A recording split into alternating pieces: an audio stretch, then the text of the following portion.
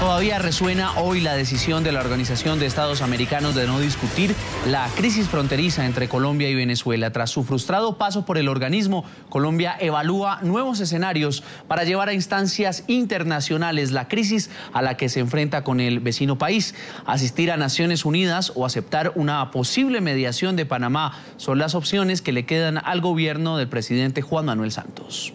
Después del revés diplomático que sufrió este lunes Colombia en la Organización de Estados Americanos sobre la crisis fronteriza con Venezuela, dos son los escenarios posibles que podría seguir el gobierno del presidente Juan Manuel Santos. El camino que parecía más cercano era la reunión pactada para este jueves con los cancilleres de UNASUR, encuentro que tampoco podrá ser posible ante la ausencia de la ministra de Relaciones Exteriores de Venezuela, Delcy Rodríguez. La canciller de Colombia, María Ángela Holguín, cuestionó el trabajo de los organismos regionales y aseguró que si la cita en UNASUR no es esta semana, no se reunirán.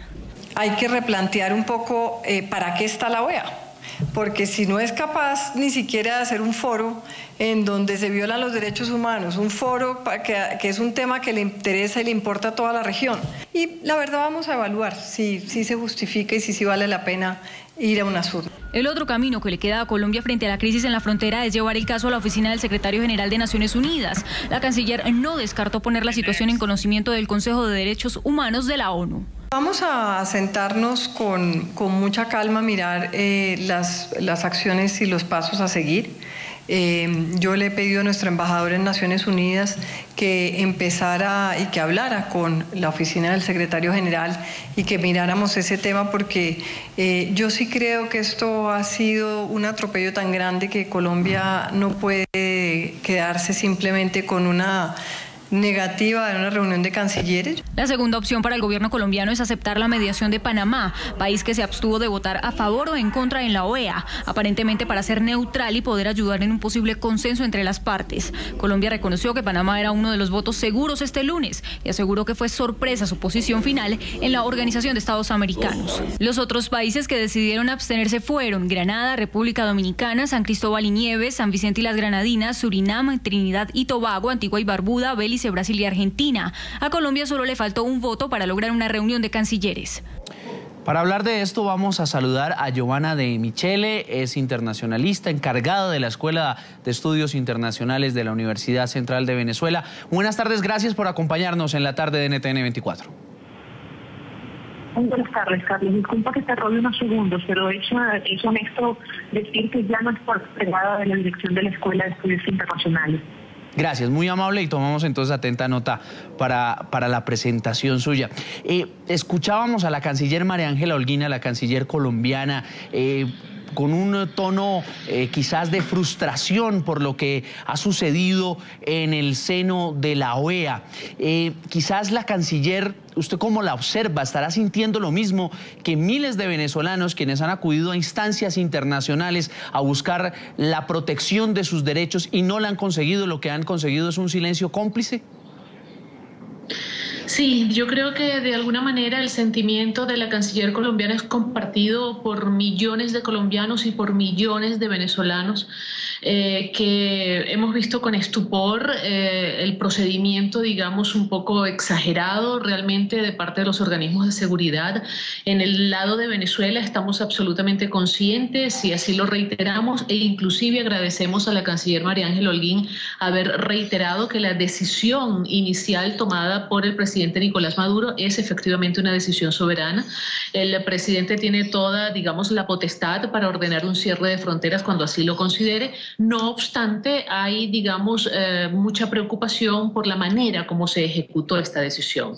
La forma es absolutamente importante en relaciones internacionales y en el ámbito diplomático. Si bien, reitero, el presidente Nicolás Maduro tiene toda la autoridad necesaria y suficiente para ordenar el cierre de fronteras, la manera como se ejecutó la decisión del cierre de frontera y la posterior deportación masiva de ciudadanos basándose única y exclusivamente en, digamos, el aspecto de la nacionalidad es a todas luces una violación flagrante de los derechos humanos. ¿Cómo puede entenderse lo que sucedió en las horas de la tarde de ayer, cuando la OEA rechaza esa reunión de cancilleres, se hace esa votación nominal y a los minutos UNASUR decide suspender la reunión que estaba también prevista para el día jueves? Activó la diplomacia chavista todos sus mecanismos, echó mano de todos sus recursos y quedó anulada esa pretensión de Colombia de discutir a un alto nivel la crisis en la frontera. Pues bueno, fíjese que yo quisiera destacar varias cosas, ¿no? En primer lugar, de alguna manera sí, el posicionamiento que logró Venezuela en los últimos años en el ámbito regional, en el ámbito subamericano, latinoamericano, centroamericano y caribeño, de alguna manera todavía está dando sus frutos. Eso es absolutamente cierto. Sin embargo, hay una realidad y es que el panorama parece estar cambiando, porque únicamente Venezuela, digamos, contó con el voto a su favor, por decirlo de alguna manera, ya que votaron en contra de la propuesta de Colombia, de únicamente 5 países, e inclusive muchas islas del Caribe se abstuvieron. La abstención en este tipo de escenarios se interpreta como una posición sumamente cautelosa que no lleva, digamos, a asumir ningún compromiso abierto.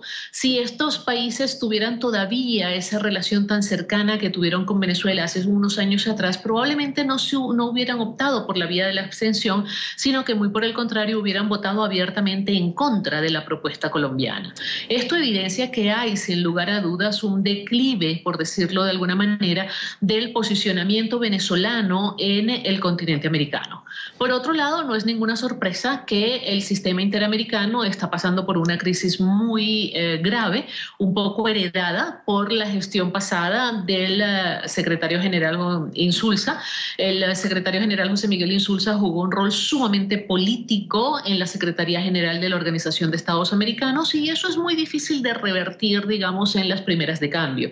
Este es el primer gran reto que asume el nuevo secretario general, el secretario Luis Almagro, y era, digamos, bastante difícil pensar que se pudiera de alguna forma romper la relación de poder que se ha establecido en la organización desde hace unos meses atrás. Sin embargo, insisto, hay que ver esto con muchísimo cuidado por varias razones. La que comentaba de que definitivamente ya Venezuela parece no tener el mismo peso específico dentro del continente, y por otra parte hay otro asunto que es absolutamente importante y es que se iba a esperar de una reunión de cancilleres. Una reunión de cancilleres, lo máximo que podía lograr era una suerte de condena desde el punto de vista político para los hechos acaecidos recientemente en la frontera y que yo entiendo que todavía se están suscitando. Pero Colombia ha manifestado su disposición de seguir adelante con las vías jurisdiccionales, como es, por ejemplo, acudir a la Corte Penal Internacional, inclusive la Comisión Interamericana de Derechos Humanos, donde pudieran salir, digamos, acciones mucho más contundentes, mucho más certeras, mucho más efectivas en condena de lo que efectivamente, y reitero y asumo total responsabilidad de lo que estoy diciendo, es una evidente violación de los derechos humanos por la manera como se llevó a cabo la deportación, ¿ok? No la deportación en sí misma, sino la forma como se produjo a llevar adelante la deportación. Entre esas abstenciones de las que usted nos está hablando, llamó mucho la atención y fue el punto clave de la jornada de ayer, la abstención de Panamá. El presidente Juan Carlos Varela hace algunos minutos confirmó ese diálogo que sostuvo con Nicolás Maduro y con Juan Manuel Santos, en el que se muestra como el posible mediador de una reunión bilateral para solucionar la crisis fronteriza en momentos en que Venezuela todavía le está debiendo $1.000 millones a Panamá, en momentos en que el pasado 29 de agosto la vicepresidenta de Saint Malo dice que Venezuela está dispuesta a pagar esa deuda con barriles de petróleo y que lo están evaluando. Todo este escenario, desde su punto de vista, ¿qué configura? ¿Aquí pesó más lo económico, el interés que tienen los empresarios panameños de que esa deuda sea saldada, o un noble liderazgo, si se puede decir así, del presidente Varela para ayudar a solucionar la crisis? Mire, yo con mucho dolor tengo que decir que aquí se evidencia una vez más que pesa lo económico y los intereses políticos de carácter particular. Me explico. Lo económico porque efectivamente Panamá aún está, digamos, en una fase de negociación o de espera de la materialización del pago de la deuda millonaria que tiene Venezuela con ese país, y asumir una postura en contra de Venezuela hubiera dificultado aún más el concretar ese objetivo que era cobrar la deuda.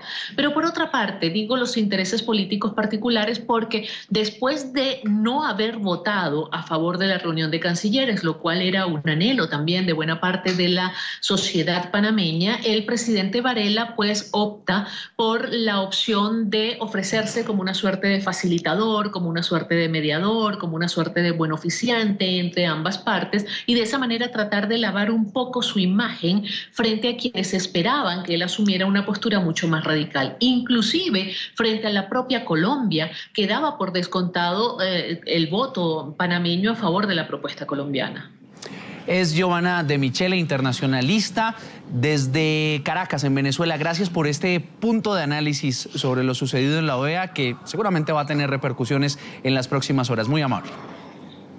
Gracias a ustedes.